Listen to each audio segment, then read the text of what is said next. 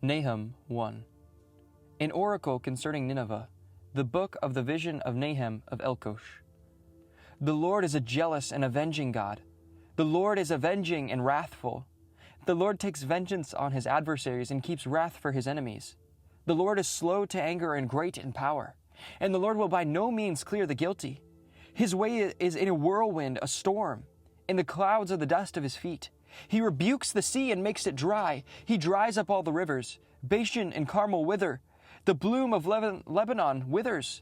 The mountains quake before him. The hills melt. The earth heaves before him, the world and all who dwell in it. Who can stand before his indignation? Who can endure the heat of his anger?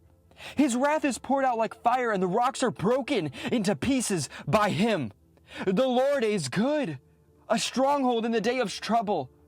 He knows those who take refuge in him. With an overflowing flood, he will make complete end of the adversaries and will pursue his enemies into darkness. What do you plot against the Lord? He will make a complete end. Trouble will not rise a second time. For they are like entangled thorns, like drunkards they drink. They are consumed like stubble, fully dried. For you came one who plotted evil against the Lord, a worthless counselor. Thus says the Lord, though they are at full strength and many, they will be cut down and pass away. For I have afflicted you. I will afflict you no more. And now I will break this yoke from off of you and will burst your bonds apart. The Lord has given this commandment about you. No more shall your name be perpetuated in the house of your gods. I will cut off the carved images and the metal images, and I will make your grave, for you are vile. Behold the mountain, the feet of him who brings good news, who publishes peace. Keep your feasts, O Judah, fulfill your vows, for never again shall the worthless pass through you. He is utterly cut off. Nahum 2. The scatterer has come up against you. Man the ramparts, watch the road, dress for battle, collect your strength. For the Lord is restoring the majesty of Jacob, as the majesty of Israel, for plunderers have plundered them and ruined their branches. The shield of his mighty men is red. His soldiers are clothed in scarlet. The chariots come with flashing metal on the day he musters them. The cypress spears are brandished. The chariots race madly through the streets. They rush to and fro through the squares. They gleam like torches. They dart like lightning. He remembers their officers. They stumble as they go. They hasten to the wall. The siege tower is set up. The river gates are opened. The palace melts away. Its mistress is stripped. She is carried off. Her slave girls lamenting, moaning like doves, beating their breasts. Nineveh is like a pool whose waters run away. Halt, halt, they cry, but none turns back. Plunder their silver, plunder the gold. There is no end of treasure or the wealth of all precious things. Desolate, desolation and ruin. Hearts melt and knees tremble. Anguish is in all its loins. All faces grow pale. Where the lion's den, the feeding places of young lions, where the lion and lioness went, where his cubs were, with none to disturb? The lion tore enough for his cubs and strangled the prey for his lioness. He filled his caves with prey and his dens with torn flesh.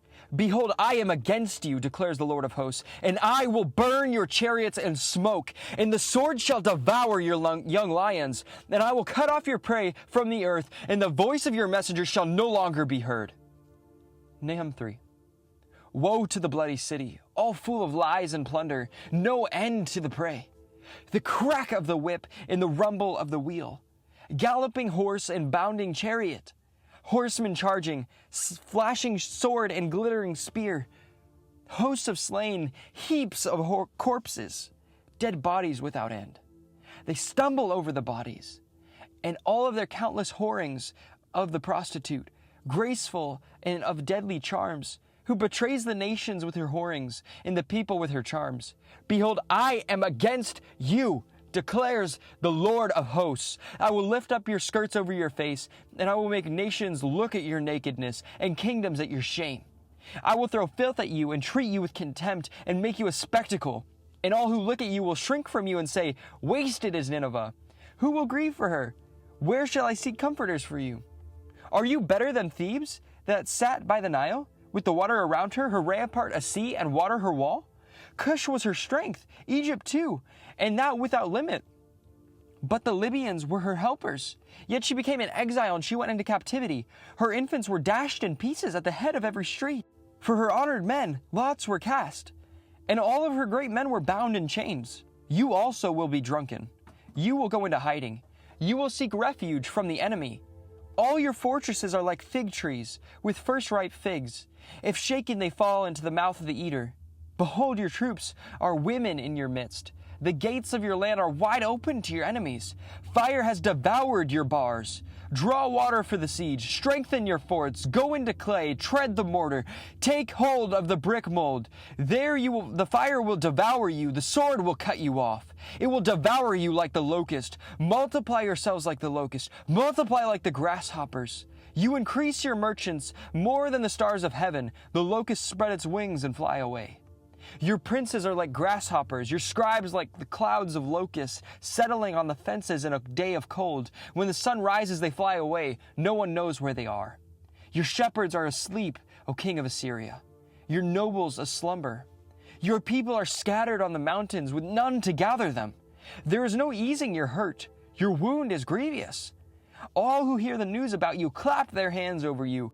For upon whom has not your unceasing evil?